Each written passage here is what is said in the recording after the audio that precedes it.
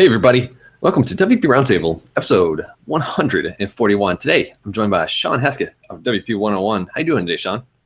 Doing great, Kyle. Thanks for having me on. It's pretty exciting. You are the talented man behind the microphone that everybody talks to. You want to learn WordPress? You gotta check out WP101. We're referring it all the time at our meetups and such. You've made a name for yourself in this WordPress space as a trainer, a teacher, a learning resource, and a general all-around WordPress expert. And a lot of people recommend you and stand by the quality of the work that you produce. So I'm very appreciative of you taking time out of your valuable schedule to join me and talk about what it is that you do. My pleasure, man. Thanks again.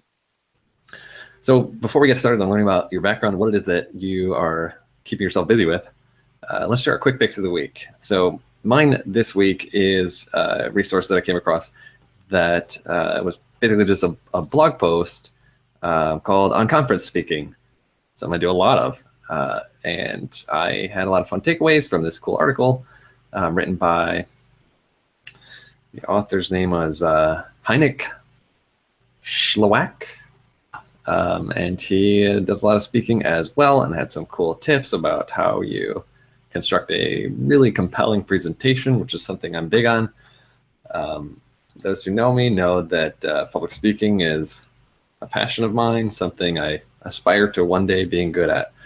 And I like putting together like really serious, special, meaningful, and memorable presentations. And I'm always reading stuff like this and going to Toastmasters meetings and things like that. So it's a good article available on Hynek.me, hynek.me/article/speaking. Pretty good post if speaking is your thing. Shawn, do you have anything fun to share today? I do, man. I'm really stoked about this latest little plugin that was created by Scott Bolliger, who created AppPresser. Oh, right. He created this cool free plugin called Hollerbox. I don't know if you saw this, but it was just this past week when he released it.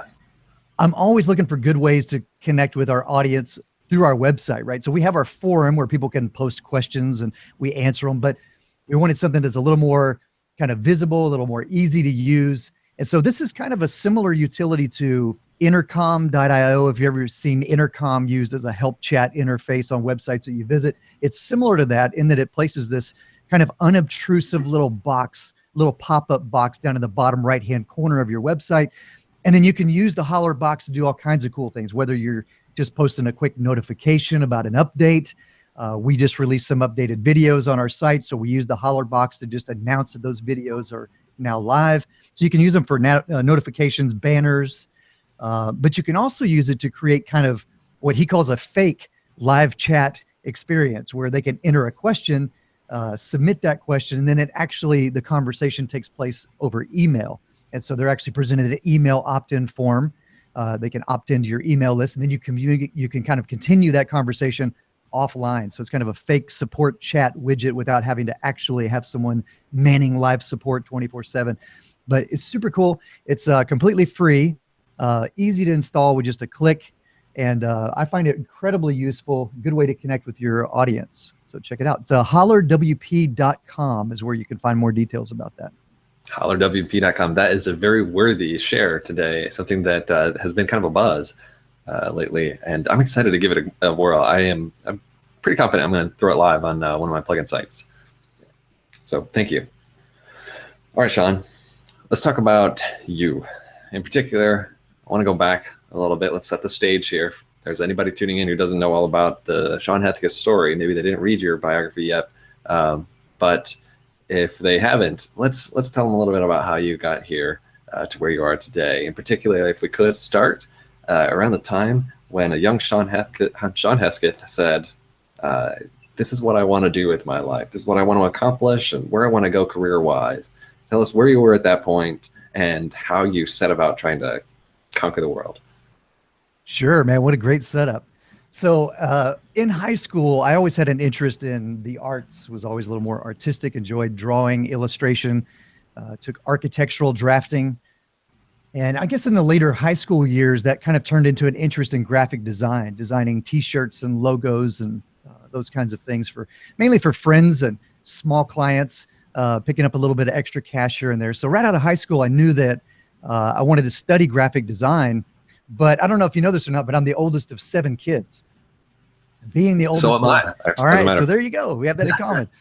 And being the oldest of 7 kids, there wasn't a lot of money set aside for college. And so at that point, back in the 80s, when I graduated high school, really the best option for graphic design was to go to one of the art institutes. The Art Institute of Houston, our hometown, is obviously not too far away, but it was very, very expensive. So I didn't have the money to do that. I instead, right after high school, went straight to work.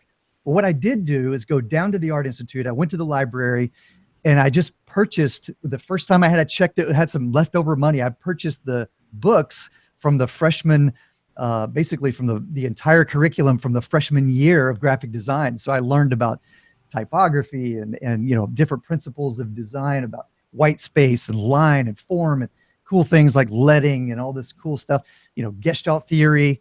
And kind of just blew my mind and opened me up to kind of what the possibilities were. So I just threw myself into that type of reading, learning, immediately trying to apply those things to small projects that I was doing. And so again, that was 1988. I was 18, you know, fresh out of high school, and started my graphic design business. And so if you fast forward 26 years later, you know, I was still doing graphic design, but obviously over time, the clients got bigger. The projects kind of changed in nature. Instead of just doing logos and t-shirts and brochures and one-off projects, I found that what I really enjoyed more was partnering with small businesses and startups and kind of helping them to create all of their branding materials. And so that led to an interest in studying marketing strategy and website design. So in the mid 90s or so is when I kind of shifted gears and started designing websites for my clients. Did you always kind of have an entrepreneurial attitude? It doesn't sound like you were looking to pad your resume so much and get that career in graphic design. You were doing freelance projects since 18, and that's what you stuck with? Yeah, pretty much. So I don't know if it was so much an entrepreneurial, you know, if that's hardwired in my DNA, or if it was just born of necessity, right? Because right out of high school, I had to start making money immediately, you know, to help pay for rent. So I kind of just found it out of necessity. This was something that I enjoyed doing, you know, could make some money doing it early on. And it wasn't until years later when, I guess when I started taking it more seriously, and mainly because of the nature of the work, I enjoyed really having those conversations, the deeper conversations with startups and business owners, and finding out why they started their company and what made them different from the person down the street. And then could we somehow tell that story to their audience? And I just found that kind of work incredibly satisfying. So once I kind of hit my stride with doing more comprehensive branding projects, that's where I realized this is really what I want to be doing for the long haul. I'm curious about how some of your work experiences resulted in you changing direction a little bit. I know that when I was 18, there were things that maybe I was interested in, and maybe I tried them for a little while, and then got a reality check. Said maybe this isn't as fun in the real world as it is as a hobby, and did that successfully many times before I ultimately landed in something that I can get paid a salary for and also find fulfilling. It took years to get there, just guessing, but it sounds like you had a lot of foresight initially. Chose something that you were pretty passionate about, and were able to apply it professionally for quite a while. Were there pivots and transitions that were very significant throughout that time where you said, maybe what I thought was for me isn't exactly right, this other thing over here is? Absolutely. And that's a great part of the story, because most of the changes and pivots that I made were really in response to the needs of my customers. And this has become like a very important kind of a passion point, to use one of your phrases, to me, because early on, remember in the 80s, we were largely doing print design back then. This is pre-web. So nobody really had, you know, websites to pitch their business until mid 90s or so. And so we were doing a lot of print work. And so when I set off in graphic design, it was about creating designs that could be easily produced once they got to the printer, making sure that they were prepared properly. Man, I'm talking about the days of using, you know, dry transfer letters on art boards and cutting Ruby with overlays and crazy graphic design skills that are completely, you know, obsolete today. We don't need those anymore. So the first kind of pivot was, I guess, the desktop publishing revolution, because it was that at the time. It was this idea that you could do all the stuff that we were doing with copy and paste, literal copy and paste, not Command C, Command V, but actual literal copy and paste, to being able to move all that to the desktop. So the first time I laid out a project for a client, set some typography, was using a tiny all-in-one Macintosh, way back in the day. And that just changed everything. So from that to starting to scan images and photos, and then, digital photography obviously had a huge impact on how we're able to produce work. So the first shift was to desktop publishing. Then I think in the mid 90s, it was shifting to start to design websites for clients. And then in the mid 2000s, that shifted again to really kind of the world of CMS, so these content management systems, because clients wanted to be able to make their own changes to their website and create more content without having to hire a webmaster like me. And I held that badge with honor, but I was one of those webmasters, who created those sites back in the 90s. And so they didn't want to have to hire somebody like me just to change the phone number on their website. So then we kind of shifted gears into content management systems. And so with each of those pivots, that was really more customer driven than anything. It was less about some new interest of mine that was popping up, and it was more about being flexible and really kind of sensing the changes in the market, what the needs of the customer were becoming, how they were connecting to their audience was changing. And that meant that I needed to learn some new tools to be able to facilitate that for my customers and help them to leverage those. So each one of those changes represented a huge learning curve. And just like I did that first time going to the bookstore and reading, I've just continued that as kind of, that's my modus operandi, is just to continually learn, always learn new things, never stop learning, is one of the mottos that you'll see bounced around WP101 a lot. And that's because that's been my life experience. And so I continue to do that. And it's largely in response to the needs of customers and the audience that I serve. Did you freelance the entire time pre-WP101? I did. That was 26 years of freelancing. I refer to myself now as a recovering freelancer. So yeah, I was freelance the entire time. I did have some great kind of long-term relationships with some agencies that sent me some very interesting work. So it was a lot more steady than the kind of work that some freelancers enjoy. But it was all freelance all the time, and it was quite a ride. I would have to imagine that for a ride that long, there were moments where maybe for whatever reason you questioned the direction you were taking. Maybe you thought, maybe it would be really nice to just work at an agency doing this, or join or partner with somebody, or get a job doing this or that, or maybe there was some client hiring you for a lot of work and asked if you would come in house, or an agency asking you if you would join them. I'm sure there were those moments that came up. Were there any that made you stop and pause and think? And when you ultimately chose not to do it, what was going through your mind? Yeah, I mean, I'd be lying to say we never had those kind of road bumps, bumps in the road, hurdles, dark times. I mean, as a freelancer, of course, there's those moments when, the ultimate challenge for a freelancer is surviving that feast to famine. So when it rains, it pours. The clients suddenly start, the phone starts ringing off the hook, or at least it did back then. Now it's not phone anymore, but the phone would ring off the hook, and suddenly there was lots of work. And then you go from that to finishing up and shipping all these projects, and then it might be a month or two before your next project. There were definitely times in response to that where I thought there has to be an easier way. There's got to be a better way. And is there something else that might be more interesting? But ultimately, I don't think we can get away from kind of the DNA that we're born with. And for me, it was about having that deep connection with my clients and customers. And that's what kept me going during those dark times. And what I recognized was the need to even out the income stream. And there definitely were some strategies to do that in terms of building some recurring revenue. Some things that I did as a freelancer to help ease out that ride and minimize that feast to famine. So learning some of those tools helped me to kind of stay the course without ever actually having to take on full-time work somewhere else. So yeah, it's been quite a ride, but there are definitely some ways to survive as a freelancer for decades at a time. I'm living proof of that. Yeah, incredible proof. One of my favorite things to talk about with people who've been doing this for a little while is client horror stories. And they just we all have great lessons from maybe the mistakes that we've made when we price a project incorrectly, or we try and implement the wrong solution, or bite off more than we can chew, or do something that is just beyond our skill set at the time. We all make those mistakes, or we encounter clients who are truly nightmare clients. Do you have any good stories, and I'm sure you do if you really thought about it, of maybe client projects that you learned major lessons from? Like, maybe I'm never offering this service again, or I'm tripling my prices, or I'm never working with someone in this industry, or so forth. Something that made you change a little bit about what you did. Sure. In fact, there's not just one, there are just dozens like that, I'm sure. And not just the types of stories that as a designer you might have heard, make the logo bigger.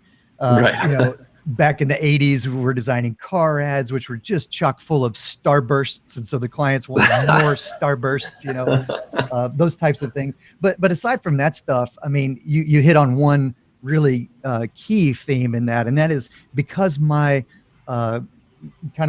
pattern was to constantly learn new things and new tools and new techniques. That meant that I was always at risk to have under budgeted for a particular part of a project and threw myself into something or committed to a project that I knew I was going to have to level up in order to be able to deliver this project. And then that part of the process ended up taking far longer than what I thought it was going to. So there were many of those times when I found myself bumping up against the client budget that I'd set out. And it's really where I learned the painful lesson of integrity, delivering what you said you would deliver, when you said you would, and for how much.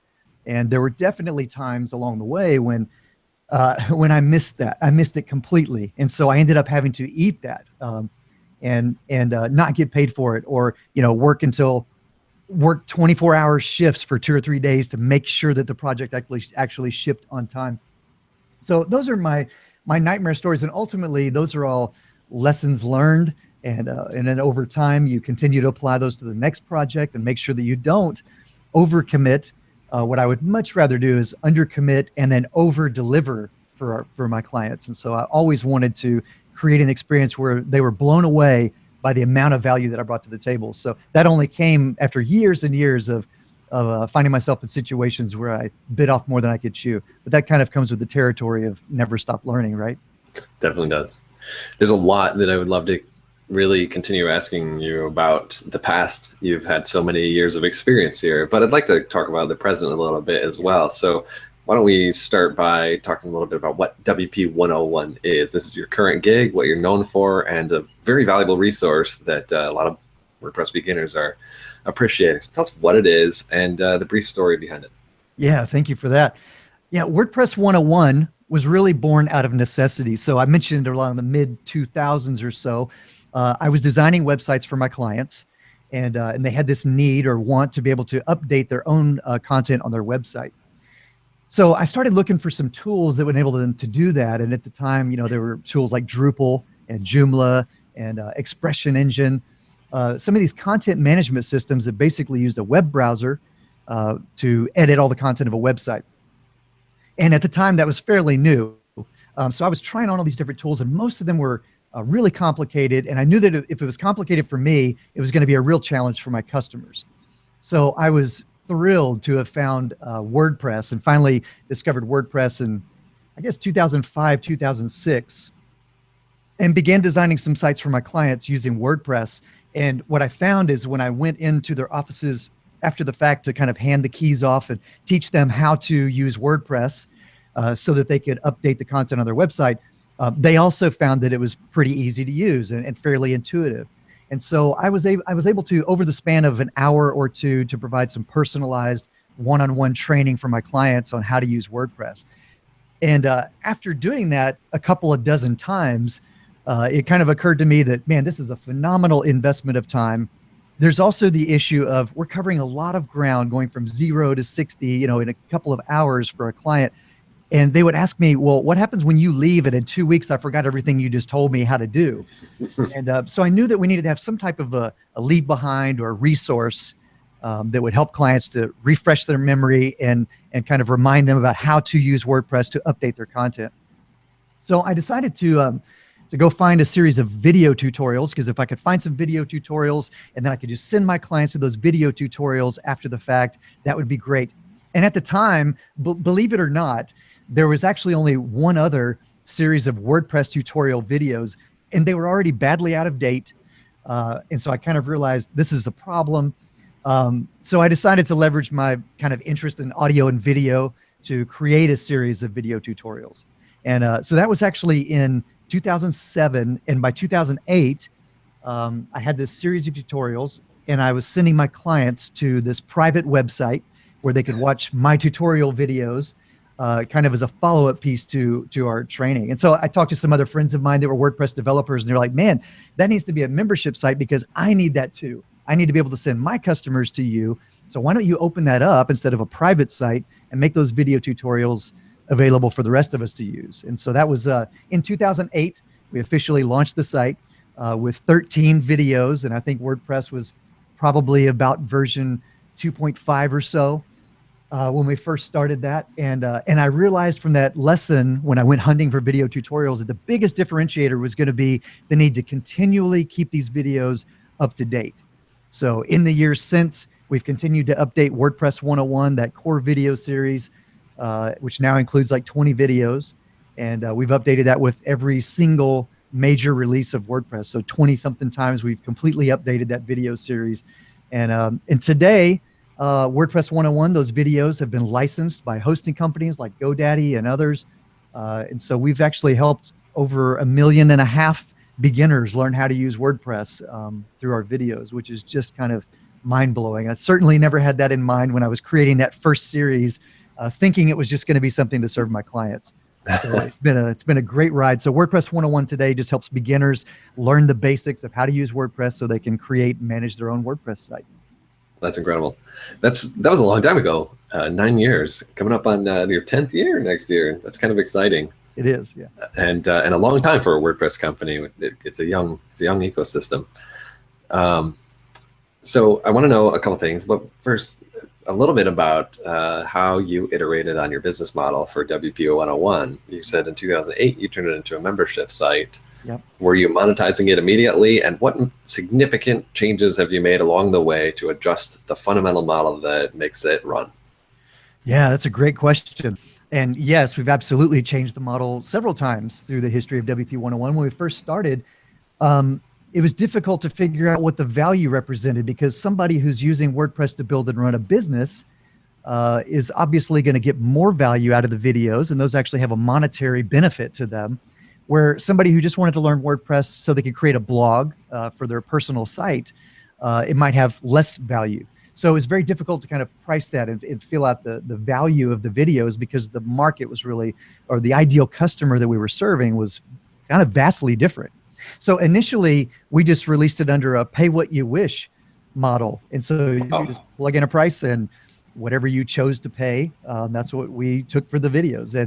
And so we ran under that model for the first couple of years. And in fact, we donated 50% of whatever you chose to pay, we would actually donate toward a meaningful cause, breast cancer research in our case, and actually taking care of families that had been victims of breast cancer. So we were doing something meaningful with it. At that point, I wasn't really looking at WP101 to generate a ton of revenue as much as it was still in my mind kind of a follow-up resource and ideally for my customers and then the other developers that I was meeting and running into. So it wasn't until several years down the road we realized that we needed to kind of mature that model, do away with the pay what you wish.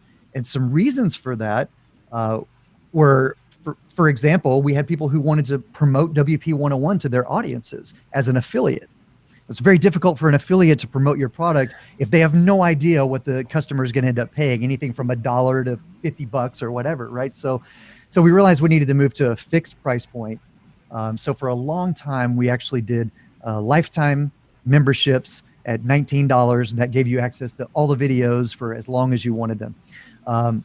So over the years, we've experimented with all types of models related to that. We've done annual recurring payments. We've done monthly recurring payments.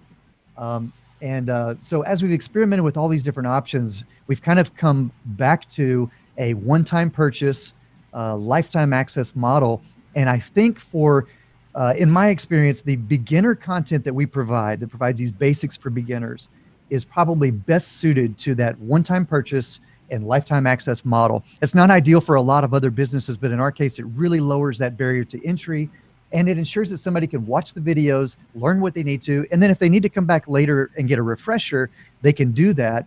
But there's no point really in us charging recurring monthly or annual fees, because what are the chances that somebody, once they've gone through that beginner content, is going to need to come back and go through all of that content again and again and again, right? So eventually you graduate beyond that and you need more training. So we're turning our attention now to how we answer that question and provide more advanced training for our members. But for the time being anyway, the WordPress 101, those basics, we're kind of back to a $19 one-time purchase, lifetime access model. And that seems to be working pretty well. Well, that's pretty cool. And it's definitely interesting that you came back to a model that you experimented with in the past. Yeah, I think, but your observations are pretty compelling. That this is a little bit different than a lot of other businesses. We all witnessed theme and plugin companies over the years, all pretty much getting away from this lifetime model. That's for right. the most part. Especially as this ecosystem grew, it just could not scale for that type of business. A business that is continuing to use a resource like a software tool, but in your case, it's a learning resource, which, as you said, may not be providing recurring value for a user once they've learned the information. So I find it fascinating that a lifetime access membership model is working for you. So this tells me that your primary, or maybe your entire customer base, is direct to the user learning. Is that right? That's a great question, actually. So WP101.com serves beginners, end users who want to create their own website. And that's how we started. That's the first product that we created. But again, this is kind of the recurring theme, right, of my life, has been continuing to shift and pivot in response to the audience that I serve. So I mentioned the developers who said, hey, why don't you make a membership site and I could send my customers your way? Well, those same developers a couple of years later said, in fact, what would be better is if we actually had a plugin that we could install on our customer's site, and it provided these WordPress tutorials directly within the customer's own WordPress dashboard. And so we created the WP101 plugin, which is a second product. It leverages the same content really, but to a totally different audience. It serves a completely different audience, this one being developers, agencies, and even hosting companies who want to provide our videos to their customers and don't necessarily want to send their customers to WP101.com for the best experience. So we have kind of a second product then in the WP101 plugin that serves a completely different audience. And then we also have a third product, which is a licensing product. And this is for larger companies that actually want to license our videos to use our videos on their own website. So they want their customers to access the videos within a support portal. And so we have three different kind of distribution models that we support. And it's really the same core content, but distributed through these different channels or put to work for different audiences in totally different ways. And that, again, has been in response to listening to our audience and asking them questions about what they need. And then we're able to create these products and services to help make their lives better, to increase the value that they provide to their customers downstream. And ultimately talking about creating and maintaining the same core content, but just distributing it in a few different ways. It makes sense. Yeah. So given that you now have kind of three customer audiences in a way, yeah, looking at the next phase for WP101, what are you seeing or projecting you spending, needing to spend more time focusing on? Which of these customer bases has a great capacity for growth for you and the business, which is going to be consuming more of your time? Which of these three customer segments is saying what you're offering isn't enough, we need more, and so on? So where are you going to be spending more of your time with regard to these three segments of your customer base? Yeah, I think largely WP101.com and the plugin are the ones that it's never enough. So we have lots of requests from our customers about new courses, new content. So we're creating, new courses to support some of the more popular plugins that developers are installing on their customers' sites. That makes sense for us to create that content and help support those products. So that kind of informs our roadmap. On WP101.com, we're also able to leverage the fact that by now we have some pretty decent brand recognition and some market saturation all the way around the world. But to date, I've created most of the videos on that site. And so this past year, we actually kind of opened that up a little bit. And Zach Gordon, who you probably know, I think he's been a guest on the show, in fact. Zach Gordon, phenomenal WordPress educator, created a series of videos for us for the Jetpack plugin. And so what we're going to do with WP101.com is to kind of open that up as a platform for WordPress-specific courses and tutorials. And we're partnering with some great educators like Joe Casabona, Zach Gordon, and others who are going to create courses that will serve that beginner audience and help them to learn what some of the next steps might be. So you can expect more courses to be created, but not necessarily Shawn creating all of the content and courses for that site. So I'm kind of shifting gears a little bit there and kind of putting on more of a publisher hat to leverage WP101 and better serve our audience, but by bringing more course creators to the table. So yeah, we're kind of responding to the different needs of each of those channels in the best way possible. With the WP101 plugin, we're shifting gears from just a plugin that you install on a WordPress site to actually more of a SaaS model where you're actually able to remotely activate and deactivate videos on a per client basis. So you could plug in your client's websites into a web-based dashboard and then deploy the videos that that customer specifically needs to see and so on. So we're going to be kind of changing the model of WP101 plugin in just the next few months, in fact. So those are keeping me plenty busy. Wow, that's fascinating and kind of exciting. I'm curious to see where that'll go. So you're creating, this is fascinating that you're expanding the scope of the content that WP101 provides beyond WordPress. That's pretty cool. And as the ecosystem grows, right now the user base for some popular plugins is far larger than the user base of WordPress was years ago when you started, I'm sure. Yeah. So there's certainly demand there. Is there any kind of focus, or is it just you're looking at whatever's the most popular that people need help with? So there is some focus. And it probably is not a surprise that the way that we're determining which of these products we need to create courses for is largely driven by the needs of the two audiences that we serve, whether it's the end user beginner or the developers. So in the case of the beginner at WP101.com, we're looking at what are the next most popular plugins that most users need to know how to use. So right now on WP101.com, you can find tutorials not only for WordPress, but also for WooCommerce, Yoast SEO, which is one of the most popular SEO plugins, obviously, and then the Jetpack plugin, which is supported. Not only, a lot of hosts these days are actually installing Jetpack by default. So we're finding a lot of our customers have this thing called Jetpack installed on their WordPress dashboard and want to know what it is and what are all these modules and what do they all do. So that's why we created those videos. So the model for WP101.com is to continue to create courses that we know will serve a beginner and kind of introduce them to the next tools that a beginner might want to add to their website. For example, if I want to add a contact form to my site, what's the best tool for doing that? And that may be Gravity Forms or WP Forms, or even the contact form that's built into Jetpack. So we'll provide some tutorial training on how to use those particular plugins to create to add a contact form to your website. And then with regard to the WP101 plugin, we're largely being informed by our developer community. So these are developers who tend to install kind of the same core plugins on their client sites in every customer site that they build. And so they've told us, for example, that they are using Gravity Forms on almost all of their client sites. So that makes sense for us to create a course, a series of videos that will serve their customers by teaching them how to use Gravity Forms after that developer agency hands the keys off to their customer. So this is really, the roadmap is really informed from just conversations and careful listening to our audience and finding out what their needs are. So we're not just sitting in a room going, what else would be cool? There are a lot of great solutions and products and plugins that are released all the time right now for WordPress.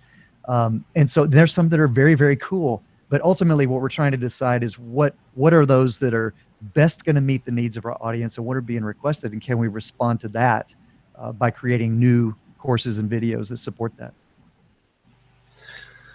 Great answer. And one thing that is an observation being somebody who is involved with or supporting or just acquainted with a lot of people in the online membership site community or people selling content, it's clear that your content, for the most part, the valuable content that you're selling, is not evergreen. You are remaking videos with every new release, as you said. And I've heard you talk on other interviews before about how when a new release comes out, you basically are in hibernation working on revisiting every single video to be up to date with the current release. So as a business owner, knowing that, especially as you broaden the scope of your content, everybody looking at this would say, this doesn't scale well, Shawn. And your content's also not evergreen. How do you feel about that? Are you okay with this? Yeah, it kind of is the nature of the beast, to be honest. So yeah, I have a couple of different responses to that. First of all, as we look at new products to support, it makes sense for us to reach out to the developers and creators of those plugins and make sure that if we're creating videos for your plugin, that there's not a massive update right around the corner with a huge UI, overhaul that's going to require us to remake all the videos. So it's been incredibly valuable to reach out to developers and creators of those plugins, find out where they are in their roadmap, sync up with them, and then really partner closely, not only for the timing of the course, but actually for the content itself. So for example, with Yoast SEO, I worked closely with Yoast on the scripts.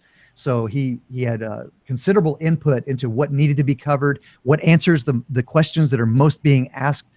And so we partnered very closely to create the scripts for those videos, and then also the timing to make sure that we're not releasing videos that are going to be obsolete right around the corner. So those courses and plugins are not typically needing to be updated at the same frequency that WordPress itself is, or at least was, right? Because up until just last year, we were seeing 3 or 4 releases to WordPress a year.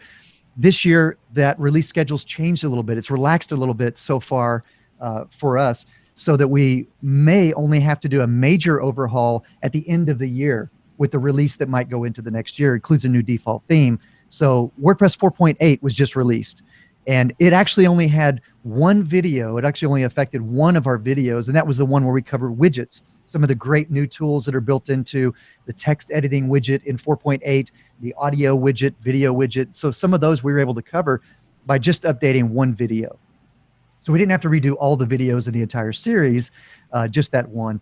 So yeah, it's important to kind of keep a finger on the pulse of the products that we support. We also know that if we commit to creating tutorial videos for a product, that means we have to keep those up to date down the road.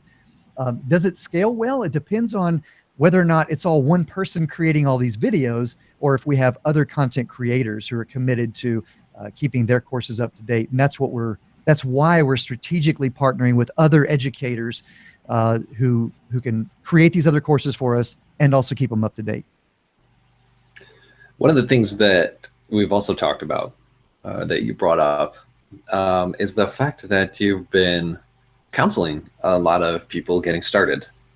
A lot of people, you've been in this game for a little while, and there's plenty of people every day. I know plenty myself as an organizer of a meetup. I'm talking to people multiple times per month who are in the early stages, maybe with a freelancing business or providing some client work, or maybe their employer is tasking them with managing a WordPress site and so on. Yeah. You've been providing guidance to a lot of people and have made a number of recent observations or have been giving similar advice regularly. So let's talk. A lot of time, making sure that it's just right. And then I'm sure you've seen this, and then they release it to the sound of crickets.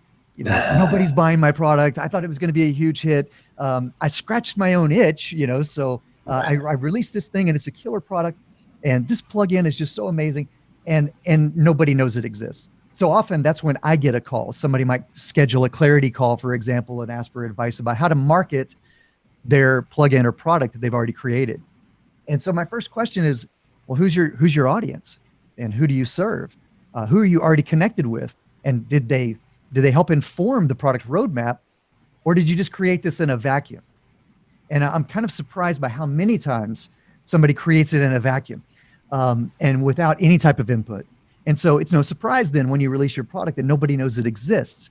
Worse, you might find that you've created something that's answering a question it's not even being asked, right? And so you see products that are released, they might struggle for a little while, different pricing models, you might see several changes, and then they just shutter the plugin. And if you look in the WordPress plugin repo, you'll find tons of plugins that have been abandoned, over the last several years. So yeah, I think this goes back to my background in design. But one of the first questions that I would ask a customer when we were talking about designing a branding solution for them is who's your audience? Who's your target customer? Your ideal customer? What do they look like? Where do they live?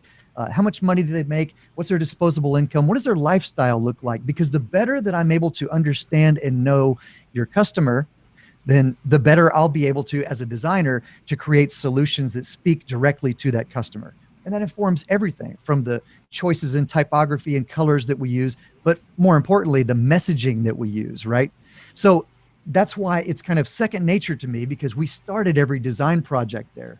And today, we're kind of coming full circle, and I'm having these conversations with folks and just encouraging them to not get the cart before the horse, but begin with those conversations. Leverage the fact that we have amazing online communities now and the ability to ask questions and interact. There are Facebook groups galore, that you can tap into and just ask questions. Ask if anybody else is having the same problems that you are, and would they be interested in a solution that fix that problem and address that problem? And if so, what would that look like? What are the most important things?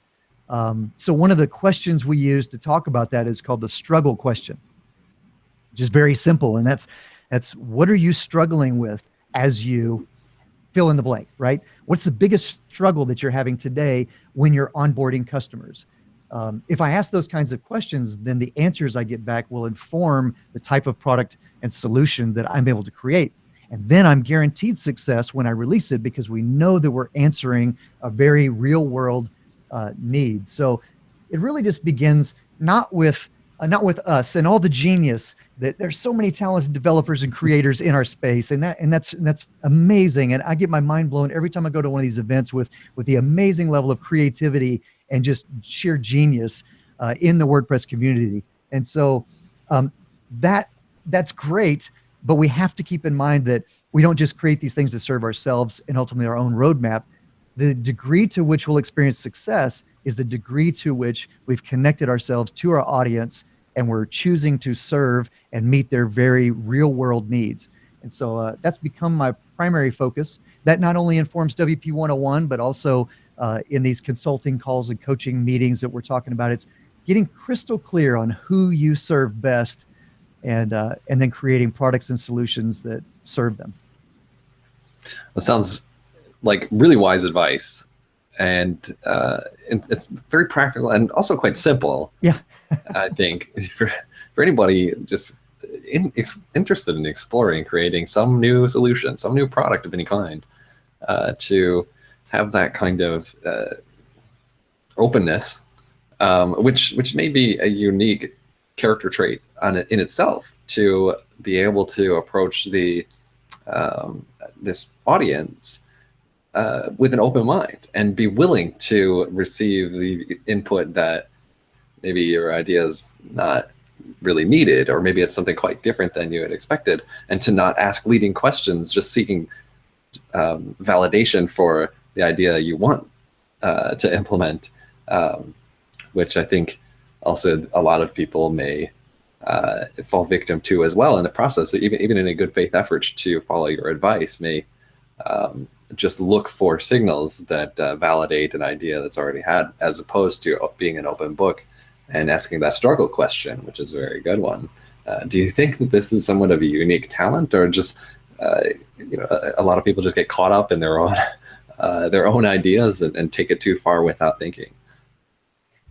Yeah, I don't think that it's a unique skill, to be honest. I think it's actually very human. But I think that we tend to lose sight of what's really important. When we think about business, a lot of times we bring to the table some different ideas that we might have picked up along the way about what it means to be in business and what that should look like. I think it's really easy to forget that while we understand things like the importance of customer support and a customer experience, that's a little bit different than actually shaping what you do around your customer and actually having a customer-led business, giving them some ownership in the future direction of your products and services. And again, in the WordPress space uniquely, I mentioned the Facebook groups, which there are plenty of, but there are also numerous Slack channels. WordPress itself has a Slack channel using, this kind of ubiquitous communication tool that we all use, and I'm sure you use. But the ability to jump into channels like the WordPress channel itself. Post Status is another great place where you can connect with some amazing WordPress developers in the space and just begin to ask questions about what it is you're thinking. We have this open community that are more than willing to help you get where you need to go, and they definitely want to see you help solve some of the same problems that they're facing. That was my experience with WP101. Other developers saying, if you're going to fix that problem, knock yourself out. I don't want to make customer, these tutorial videos and update them with each release of WordPress. But if you want to do that, I will definitely send my folks your way. And so that was born out of those relationships. So ultimately, I don't think it's a unique skill. I think it's more about a mindset, and it's just very simple. You said it. I mean, it really is simple, right? It's so simple. It's mind-boggling that more people aren't doing this, to be frank. But it really just becomes about focusing on the audience that you serve and asking them questions, not just leading with your answers. So it's not really difficult. We just need to be practicing it more. It's a curious subject, I think, to reflect on. And you strike me as the business. You've throughout your story repeatedly talked about customer demand being an impetus for significant change in what you offer and how you offer it. And that has been a recurring theme throughout your story, and obviously a value you've long held. But it seems like when I look around at the other entrepreneurs in our space and just the broader space as well, you don't fall into the majority with that value. Everyone else has their ideas and maybe approaches the customer and just trying to convince the customer that need because it's what I made and it's great. Is it part of human nature? I mean, how do we correct this? How do you counsel people to be better in the future about being mindful of this? What inspiration do you draw on to renew your appreciation for this attitude? Anything? I'll answer in the form of a story. So I was creating, WP101 had been experiencing some success. This is a couple of years ago. WP101 had experiencing some success. We had shifted the model. It was now generating some revenue. And I actually had shut down my freelance business to fully focus on WP101. Shortly after that, I got this email from a dad. And he said, his question was fairly simple at the outset. It was, hey, can I share my account with somebody else? If I sign up for a membership to WP101, can I share that account with somebody else? And so I responded, well, tell me what you're thinking about. What are you trying to do?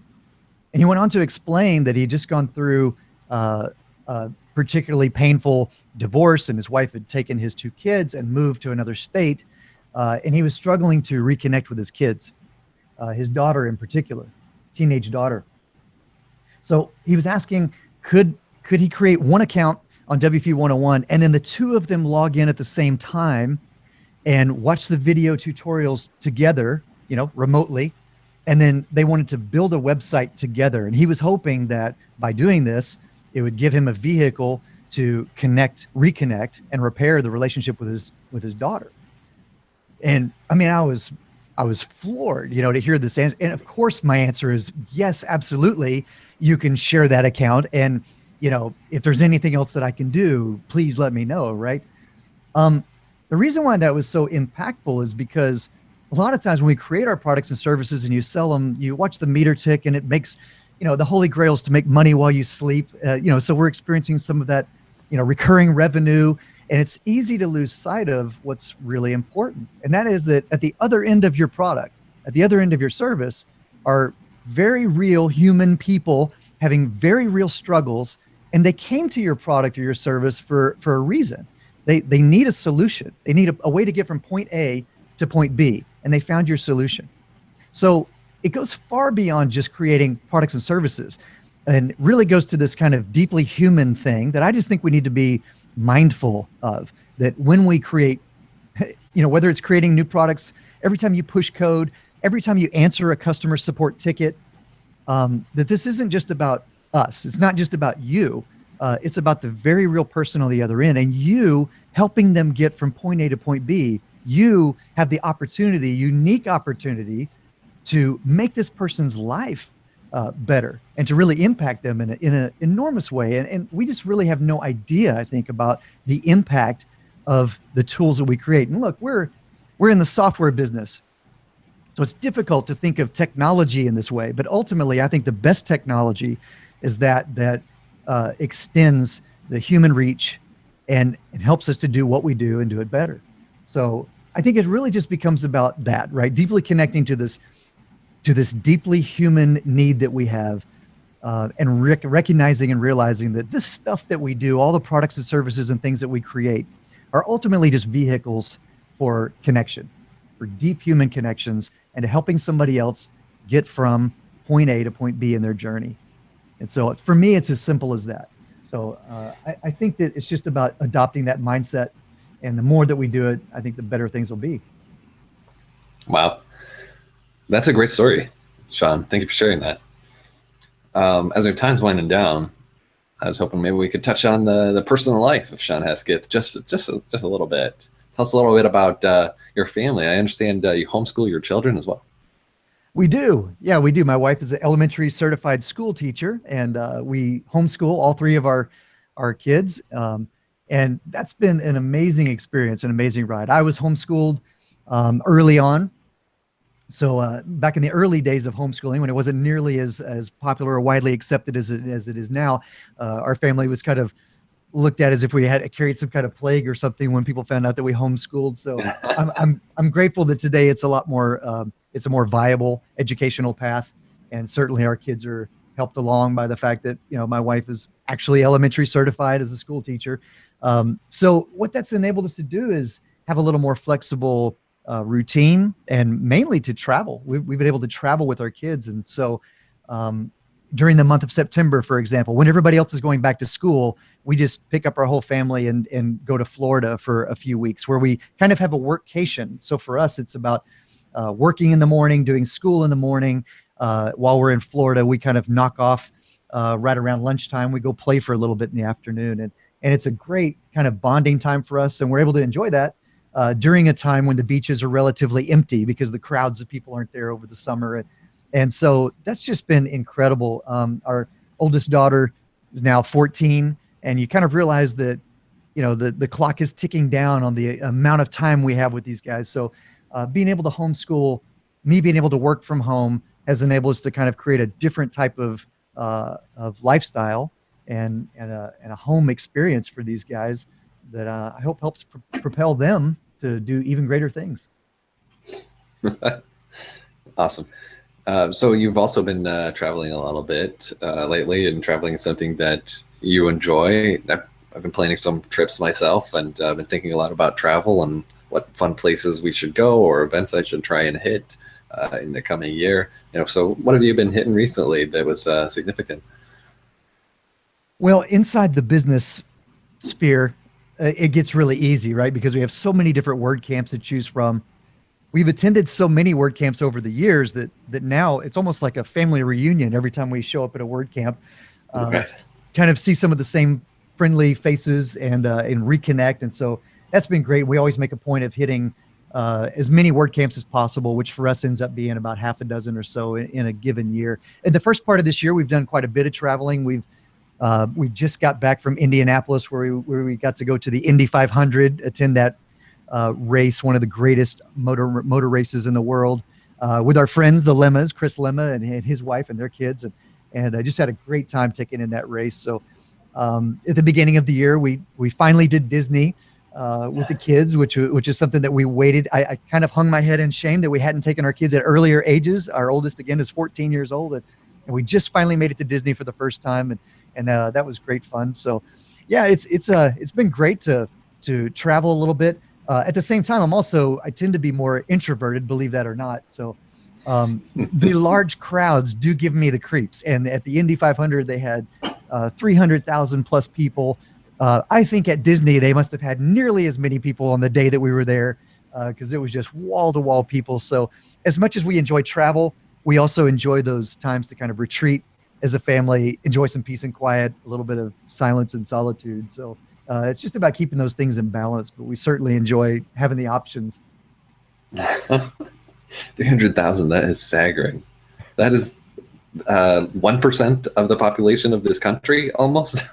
It's the second most attended event in the States, next to the Super Bowl. So yeah, there's a lot of people that attend the Indy 500 every year. Yeah, that's absolutely incredible. Yeah, so I'm planning some work and personal related vacations this year, Shawn. Just hit me with an awesome recommendation of a place maybe I haven't been. I'm not that well traveled, that I totally need to go. One that's become kind of an annual stop, as long as I'm allowed. And I say that because he accepts applications for this event. But Chris Lemma, our good friend, has started an event called Cabo Press. And it's a little bit different business conference because it takes place, it's largely just conversations that take place in a pool in Cabo. So you're sitting in a circle, sitting in a pool, talking with other business owners and entrepreneurs. It's really more of a conversation than a presentation. And it's just been incredibly impactful. And last year was just absolutely amazing. We spend the morning in those conversations, and then in the afternoon, it's completely free time, so you can use that time to connect with others or enjoy Cabo for all that it's just amazingly beautiful down there. So that's become kind of an annual stop for us. Again, there's a limited number of seats for that, and he takes applications for it. I would highly recommend that you stay tuned to his website, and as soon as that application process is open, I would definitely do that. So, but yeah, other than that, we're always just big fans of promoting the WordCamps because that's the best place to connect. You can't beat the price and the value, and there's always one nearby. So I know that you probably attend your local WordCamps. Pressnomics is another one of those big annual events that has become a must-attend event for us. So next up, actually in August, we'll be attending the Post Status Conference in Atlanta, Georgia, and that's going to be another great event. The first event last year was phenomenal. Great place to connect with some of the who's who among business owners in the WordPress space and kind of have some of those conversations about specifically how to run your business, the business side of WordPress. And so incredibly valuable conference. And that's Post Status. The tickets are on sale right now, I believe. So yeah, hope to see you and other people there. That'll be great. Good recommendations. So thank you. And besides Post Status Publish, what else is on your calendar for the rest of 2017? We're enjoying a little bit of downtime during the summer, thankfully. Kind of a lot of travel at the beginning of the year. Now during the summer, we're going to buckle down and crank out some videos and do some school. So Post Status Publish will be our next event in August. And then we'll probably return to Florida, do our family trip in September again. And then we'll start hitting up some WordCamps in the fall and winter. Fantastic. Shawn, do you have any good recommendations of somebody, a guest that I should have on the show in the future? Oh, that's a great question. I mean, there's so much talent in our community. So I know that you've already interviewed a lot of the who's who, and congrats on that.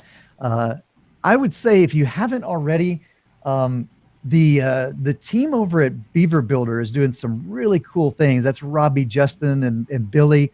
And they're doing some really cool things with Beaver Builder, one of the most popular page builder plugins. But they now have a new product called Beaver Themer that's really more developer centric and allows you to do a lot more related to creating custom themes, not just custom page layouts, and just doing some cool stuff. So if you haven't already had them on, I think they'd be a great one to interview. And then about a year ago, we migrated WP101, our site, to a new LMS or learning management system plugin called Lifter LMS. And Lifter LMS is created by a couple of amazingly talented guys, but Chris Badgett, I think, would be an amazing one to interview. So that's a couple of recommendations I'd love to see on your show. I'd love to hear what those guys have to say. Fantastic. Those are really good recommendations, Shawn, and good job for choosing people who haven't been on the show yet. I appreciate that. Oh, sweet. Yeah, you get a gold star. And a couple more gold stars for just a totally solid interview. I really appreciate some of your stories, great insight, and being able to relate to somebody who was freelancing for a long time and is the oldest of 7 homeschooled kids. So Shawn, thanks so much for taking the time out of your evening to join me today. It's been great, and I really appreciate it. Thank you, Kyle, for the opportunity. It's been amazing. Enjoyed the chat. We will bump into each other and chat again at some after party somewhere. I guarantee it. Sounds great. Looking forward to it. All right.